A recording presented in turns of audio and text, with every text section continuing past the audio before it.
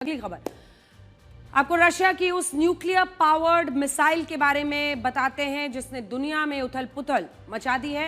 ये दुनिया की पहली और अब तक की इकलौती ऐसी मिसाइल है जो न्यूक्लियर रिएक्टर से संचालित होगी और इसकी मारक क्षमता असीमित होगी। इसका मतलब समझिए कि रशिया के हाथों में कैसी ताकत इस वक्त आ गई है। ये पूरे विश्व में एक ताकत के नजरिए से अगर आप देखिए, हथियारों के नजरिए से देखिए, तो ये हथियार, सिर्फ एक हथियार एक बहुत बड़ा पावर इंबैलेंस बना सकता है रशिया के पक्ष में। इसका मतलब यह हुआ कि रशिया अपनी इस क्रूज मिसाइल से दुनिया के किसी भी देश को आसानी से निशाना बना पाएगा और वो इससे परमाणु हमला करने में भी सक्षम होगा। अब तक रशिया ने इस मिसाइल की परीक्षण नहीं किया था और पश्चिमी देशों को लगता था कि रशिया इस मिसाइल के बारे में जितने भी दावे करता है वो ऐसे ही है, गलत है, वो डराने के लिए है, वो फर्जी है। लेकिन अब रशिया ने इस मिसाइल का सफल परीक्षण करके ये बता दिया है कि राष्ट्रपति पुतिन का एक भी दावा गलत नहीं था। रशिया ने दुनिया की पहली न्यूक्लियर पावर्ड मिसाइल बनाने की रेस जीत ली है। ये न्यूक्लियर मिसाइल नहीं है, वो तो पहले भी तमाम देश कर चुके हैं न्यूक्लियर हथियार।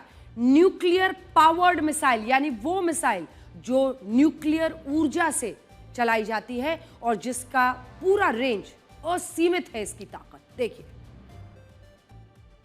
और आइए अब मैं आपको बड़ी स्क्रीन पर लेकर चलती हूं और वहां पर जरा दिखाती हूं जिस मिसाइल की बात आज हो रही है पूरी दुनिया में और खास तौर पर पूरे विश्व के पावर कॉरिडोर्स में, वो क्या हो रही है। इस मिसाइल को पश्चिमी देशों के लिए खतरनाक क्यों माना जा रहा है और पश्चिमी देश इसको लेकर इतने चिंतित क्यों है?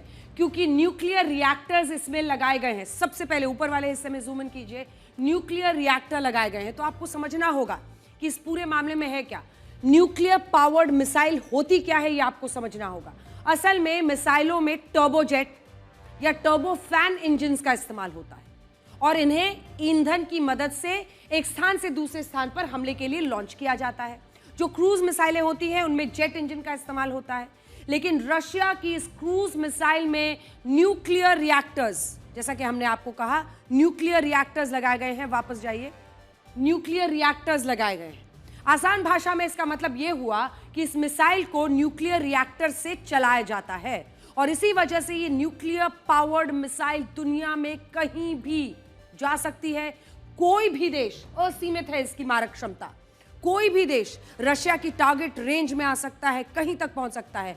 अब भी 21 अक्टूबर को हुए परीक्षण में इस मिसाइल ने लगभग 14,000 किलोमीटर की दूरी तय की और ये लगभग 15 घंटे तक हवा में मौजूद रही। जमीन में से 50 से 100 मीटर ऊंचाई तक ये उड़ सकती है। रास्ता बदलने में माहिर है। रशिया का यह भी कहना है कि ये एक लो फ्लाइंग क्रूज मिसाइल है, लो फ्लाइंग, जो जमीन से 50 से 1000 मीटर के ऊपर भी उड़ान भर सकती है। और ये मिसाइल अपना रास्ता बदलने में भी माहिर है, जिसके कारण से इसे डिटेक्ट करके नष्ट करना बहुत मुश्किल होता है। इसकी अधिकतम स्पीड 933 किलोमीटर प्रति घंटा हो सकती है। इसकी अधिकतम मारक क्षमता शुरुआत में 20,000 मानी जा रही है और इस तरह अमेरिका से लेकर दुनिया के सभी देश रशिया की टारगेट रेंज में आने वाले हैं। तो कुल मिलाकर एक बड़े ताकत के तौर पर आप समझ सकते हैं, ये रशिया को ऐसी ताकत, उसके सैन्य क्षमता को एक ऐसी ताकत देगा जिसका पूरे विश्व को अभी काट खोजना है। राष्ट्रपति पुतिन का कहना है कि जब इस मिसाइल को बनाने का प्रस्ताव आया था तब कई वैज्ञानिकों ने कहा था कि ऐसी न्यूक्लियर पावर्ड मिसाइल का निर्माण करना पूरी तरह नामुमकिन है और रशिया के वैज्ञानिक ये मान कर चल रहे थे कि यह मिसाइल कभी नहीं बन पाएगी। अमेरिका दावा करता है कि 2019 में रशिया ने इसी मिसाइल का एक परीक्षण किया था जो नाकाम हो गया था। इस घटना में 5 वैज्ञानिकों की मौत भी हो गई थी और पश्चिमी देशों को लगने लगा था कि रशिया इस मिसाइल का निर्माण कभी नहीं कर पाएगा, लेकिन रशिया ने अपने विरोधी देशों की गलतफहमी को दूर कर दिया। आज राष्ट्रपति पुतिन ने ये कह रहे हैं कि ऐसी मिसाइल दुनिया के किसी देश के पास नहीं है और अब रशिया की मिसाइलों की पहुंच हर देश तक हो गई है। इस मिसाइल के परीक्षण ने अमेरिका के राष्ट्रपति डोनाल्ड ट्रंप को सबसे ज्यादा परेशान किया है और स्थिति यह हो गई है कि राष्ट्रपति ट्रंप को समझ ही नहीं आ रहा कि वो रशिया की इस मिसाइल का जवाब कैसे दें।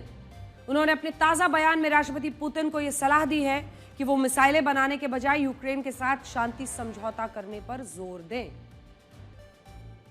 मौजूदा युग में सैनिकों की संख्या से ज्यादा यह मायने रखता है कि किस देश के पास आधुनिक, सबसे आधुनिक और खतरनाक मिसाइलें ज्यादा है। और इस मामले में आप देख ही रहे हैं, आपको याद होगा इसी साल जब ईरान और इजराइल के बीच युद्ध हुआ था, तब ईरान ने लंबी दूरी की मिसाइलों से इजराइल के खिलाफ 12 दिनों तक जंग लड़ी थी। इजराइल की क्षमता बहुत ज्यादा थी, लेकिन इसके बावजूद ईरान ने क्या किया?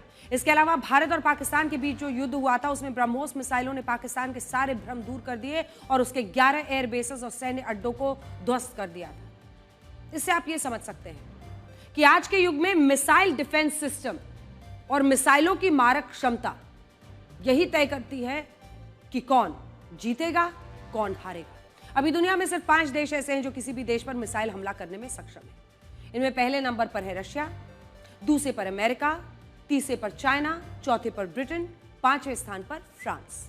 हालांकि अब इनमें रशिया इकलौता ऐसा देश बन गया है जिसके पास न्यूक्लियर रिएक्टर से चलने वाली मिसाइल है। इसकी गंभीरता को समझिए, क्योंकि न्यूक्लियर मिसाइल दागने में तो अभी तक सभी चिंतित रहते हैं, क्योंकि सभी को यह एहसास है कि इससे बड़े पैमाने पर नुकसान होगा और नागासाकी, हिरोशिमा सभी के जहन में याद आ जाता है। सारे देश कूद जाते हैं शांति समझौते के लिए। लेकिन अगर न्यूक्लियर एनर्जी पावर्ड मिसाइल आगे बढ़ता है तो ऐसे में कितना विध्वंसक वो होगा, उसकी हम कल्पना कर सकते हैं। न्यूयॉर्क टाइम्स की 2018 की एक रिपोर्ट कहती है कि अगर भविष्य में अमेरिका और रशिया के बीच युद्ध हुआ तो इस युद्ध में वायुसेना से ज्यादा भूमिका मिसाइलों की होगी। और इसका कारण यह है कि मॉस्को और वॉशिंगटन डीसी के बीच लगभग 8000 किलोमीटर की दूरी है। ऐसे में वॉरफेयर में वहां से विमानों का आना और वहां तक पहुंचना, ये तमाम मुश्किलें रहेंगी। तो जो मिसाइल्स हैं और दूर जिनकी असीमित क्षमता होगी, जैसा कि ये मिसाइल है, वो तय करेंगी कि डीसी और रशिया में, अगर आप देखिए मॉस्को के बीच में जो दूरी है, उसको कैसे मापा जा सकता है और कैसे हमले जबरदस्त किए जा सकते हैं।